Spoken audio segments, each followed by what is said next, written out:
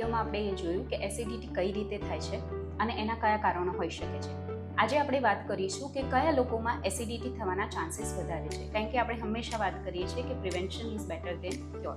તો કયા લોકોએ ખાસ સંભાળ રાખવાની જરૂર છે? જે લોકોની ઉંમર 40 વર્ષથી વધુ હોય, જે લોકોનું વજન સતત વધતું જતું હોય, જે લોકોનો પેટમાં ઓલરેડી કોઈ તકલીફ થતી હોય, પચવામાં તકલીફ થતી હોય, જે લોકોને કોન્સ્ટિપેશન થતું હોય, આગળમાં કોઈની ફેમિલી હિસ્ટ્રી હોય, જે લોકોને કોઈ વ્યસન છે અથવા તો જેને બહારનું ખાવાની બહુ આદત છે, અથવા તો સેડેટરી લાઇફસ્ટાઇલ છે, એટલે કે કામ દરમિયાન એમને સતત બેસવાનું અથવા તો ઊભું રહેવામાં જ આવતું હોય છે, જ્યાં શારીરિક પ્રક્રિયા અથવા તો વ્યાયામ ખૂબ જ ઓછો હોય છે. તો આ થાય આપણા રિસ્ક ફેક્ટર એસિડિટી થવા માટે. હવે એસિડિટીના કયા કયા ચિહ્નો હોઈ શકે છે? ફક્ત બળતરા જ એસિડિટીનું કારણ નથી અથવા તો એસિડિટીનું એક સિમ્ટમ્સ નથી. એસિડિટીમાં બળતરા સાથે છાતીમાં ઘણી બધી વાર દુખાવો થતો હોય છે, ગભરામણ થતું હોય છે, પેટમાં ઉબકા આવતા હોય છે, વોમિટિંગ જેવું થતું હોય છે, સતત ખાંસી પણ રહેતી હોય છે. મોટાભાગે ખાંસીના લીધે 4-5 વર્ષ સુધી તો લોકો પલ્મોનોલોજીસ્ટ પાસે જતા હોય છે, જ્યાં એકચ્યુઅલી કારણ ફેફસાનું કે શ્વાસનળીનું હોતું નથી, પણ અન્નનળીનું હોય છે, એટલે કે એસિડિટીનું હોય છે.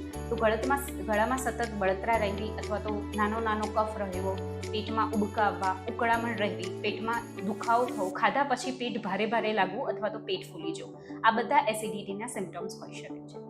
તો હવે એસિડિટી છે કે નહીં એક્ઝેક્ટલી, કે ગેસ છે, એની તપાસ કઈ રીતે કરાવી? તો 3 વસ્તુ મુખ્યત્વે હોય છે, જેને કહેવાય છે પહેલું એન્ડોસ્કોપી કરાવી. અપર ગેસ્ટ્રિક ટ્રેક છે એની એન્ડોસ્કોપી એટલે કે દૂરબીન દ્વારા તપાસ કરાવવાથી પણ ખબર પડી જાય છે કે પેટમાં કે જઠરમાં ક્યાંય ચાંદા છે કે નહીં, તેનું મ્યુકસ મેમ્બ્રેન બરાબર છે કે નહીં, અથવા તો બીજી કોઈ તકલીફ છે કે નહીં. એ સિવાય બીજો ટેસ્ટ છે જેને કહેવાય છે 24 અવર પીએચ મોનિટરિંગ. શરીરમાં પીએચનું લેવલ કેટલું છે, જઠરમાં પીએચનું લેવલ કેટલું છે, એના મોનિટરિંગ દ્વારા બી તમને તપાસ કરાવી શકાય છે કે જાણી શકાય છે કે તમને એસિડિટી છે કે નહીં. અને ત્રીજી વસ્તુ, ઘણી બધી વાર એની સાથે ઘણા બધા મેનોમેટ્રિક ટેસ્ટ આવતો છે. આપણે વિચાર કર્યો, મેં તમને આગળના વિડીયોમાં સમજાવ્યું, LES લોઅર ઇસોફેશિયલ સ્ફિંક્ટર, જે એક સ્નાયુ છે, બરાબર. એ સ્નાયુની આજુબાજુ સ્નાયુ છે એટલે એ કોન્ટ્રાક્ટ થવાનું, બરાબર, એનું કોન્ટ્રાક્શન થવાનું, જેના પરિણામે એક પ્રેશર ક્રિએટ કરે છે. તો મેનોમેટ્રીની તપાસ દ્વારા પણ આપણને જાણવા મળે છે કે જો LESનું પ્રેશર ઓછું થઈ જાય, એટલે કે એ દરવાજો બંધ થતો નથી, LESના સ્નાયુ બંધ થતા નથી, તેના પરિણામે પણ એસિડિટી થઈ શકે છે. હવે ઘણા લોકો કહે છે કે એસિડિટી એટલે સાદું દૂધ પીવાથી એસિડિટી મળી જાય છે. તો આજે આપણે એવી નાની નાની વસ્તુઓનું સાયન્ટિફિકલ રીતે કેટલું પ્રૂવન છે એ આપણે આજે વાત કરીશું. ઘણા લોકો એમ કહે છે કે ખાલી દૂધ પીવાથી એસિડિટી મટી જાય છે. દૂધ પીવાથી એકચ્યુઅલી શું થાય છે? દૂધ પીવાથી તમારું એસિડ ન્યુટ્રલાઇઝ થાય છે, એટલે થોડા સમય માટે તમને કદાચ એસિડિટી બંધ થઈ જશે, પરંતુ જ્યાં સુધી તમે એસિડિટીનું મુખ્ય કારણને જળ મૂળમાંથી નિવાળો નહીં ત્યાં સુધી તમને એસિડિટી મળે.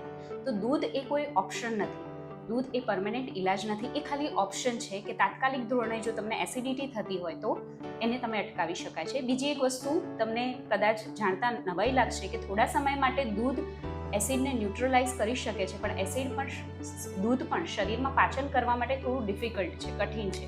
એટલે થોડા સમય પછી એસિડિટી બંધ થઈ જશે, પણ પાછી એસિડિટી શરૂ થઈ જશે, કારણ કે દૂધને પચાવવા માટે પણ શરીરમાંથી પાછું એસિડ રિલીઝ થશે. બીજું કોમનલી આપણે યુઝ કરતા હોઈએ છીએ જીરું. તો મિત્રો, જીરું પાચન પ્રક્રિયા માટે જરૂરી છે, પણ એસિડિટી બંધ કરી દે એના કોઈ સાયન્ટિફિક અથવા તો વૈજ્ઞાનિક પુરાવા નથી. તે જ રીતે અજમો શરીરમાં પાચનનું કામ કરે છે, પાચન શરીર જલ્દી વધારે થઈ જશે, પરંતુ એસિડને ઓછું કરશે એના અગેન કોઈ પુરાવા નથી.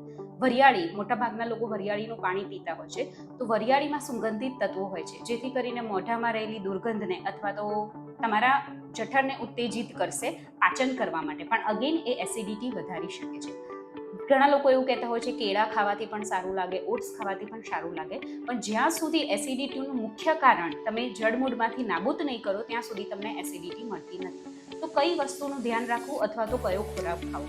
તો કોઈ રામબાણ ઇલાજ એસિડિટીનો નથી. ઘણા લોકો દવા લેતા હોય છે, દવામાં પણ એન્ટાએસિડ, તમને કદાચ ખબર જ હશે. એન્ટાએસિડ એટલે શરીરમાં રહેલા એસિડને ન્યુટ્રલાઇઝ કરવાનું કામ કરે. બીજો ઓપ્શન છે H2 રિસેપ્ટર બ્લોકર, જે શરીરમાં એસિડિટીનું ઉત્પાદન જ ઘટાડી દે છે. ઘણા બધા રાબેપ્રાઝોલ ને બધી નોર્મલ દવાઓ, પેન્ટાપ્રાઝોલ ને બધી દવાઓ લેતા હોય છે, જેનું કારણ વસ્તુ એક જ છે કે શરીરના જે સેલ્સમાંથી, પેરાઇટલ સેલ્સમાંથી એસિડનું ઉત્પાદન થાય છે તેનું ઉત્પાદન ઘટાડી દે છે, પણ એ એસિડિટીને જળમૂળમાંથી નાબૂદ કરતો નથી. બીજી વસ્તુ કે જ્યારે ડૉક્ટરની સલાહ વિના તમે એસિડિટીની દવા લો છો અને બહુ લાંબા સમય સુધી લો છો તો ઘણા બધા વિટામિન્સની ડેફિશિયન્સી થાય છે, જેમ કે વિટામિન B12 છે, આયરન છે, કેલ્શિયમ છે, મેગ્નેશિયમ છે, જે શરીર માટે ખૂબ જ જરૂરી છે. તો હવે એસિડિટીનો ઇલાજ શું છે? તો એસિડિટી એક મલ્ટીફેક્ટોરિયલ ડિસીઝ છે. કોઈ એક વસ્તુથી એસિડિટી થતી નથી, જેમ આપણે જાણીએ પ્રમાણે. તો દરેક વસ્તુની તમારે ધ્યાન રાખવું જોઈએ. તો પહેલાં આપણે વાત કરીશું ખોરાક તમે 2 ટાઈમ, આપણે મોટાભાગે એવું કરતા હોઈએ છીએ કે આપણે લંચ લઈએ અને ડિનર, પણ જો બને તો ખોરાક હંમેશા 3 કે 4 ભાગમાં ડિવાઈડ કરવો જોઈએ. બીજી વસ્તુ, જેટલો બને એટલો સિમ્પલ ખોરાક લેવો જોઈએ, સાત્વિક ખોરાક લેવો જોઈએ, અને જો વધારે પડતો જટિલ ખોરાક લેવાનું આવે છે પણ તો એના પછી પણ તમારે શારીરિક શ્રમ કરવો જોઈએ. ત્રીજી વસ્તુ ખાસ ધ્યાન રાખવાની, ટાઈમિંગ. આપણે મોટાભાગે રાતે મોડા ખાતા હોઈએ છીએ કે બપોર દરમિયાન મોડા ખાતા હોઈએ છીએ. આપણા શરીરની એક બાયોલોજિકલ ક્લોક છે અને એ બાયોલોજિકલ ક્લોક પ્રમાણે શરીરમાંથી એસિડ રિલીઝ થતું હોય છે. તો આપણે બપોરનું ભોજન 12 વાગ્યા પહેલાં અને રાતનું ભોજન 7:30 પહેલાં લઈ લેવું જરૂરી છે. ચોથી વસ્તુ, ખાધા પછી તરત જ તમારે બેસવાનું, આડા પડી જવાનું નથી અથવા તો ટીવી સામે બેસા રહી જવાનું નથી. જો પોસિબલ હોય તો ખાધા પછી 10-15 મિનિટ પછી તમે થોડું વોક કરો અથવા તો થોડું ગાર્ડનિંગ કરો અથવા તો તમને જે ગમતી હોય વસ્તુ એક્ટિવિટી કરો. સીધા સૂઈ જવાની જરૂર નથી, એના લીધે પણ એસિડિટીનું પ્રમાણ વધે છે. કેટલાક ફાઇબરવાળી વસ્તુઓ જેમ કે ઓટ્સ છે, સફરજન છે, કેટલાક પીણા છે, બરાબર, એ પીને પણ તમે આ વસ્તુને કંટ્રોલમાં લાવી શકો છો એસિડિટીને.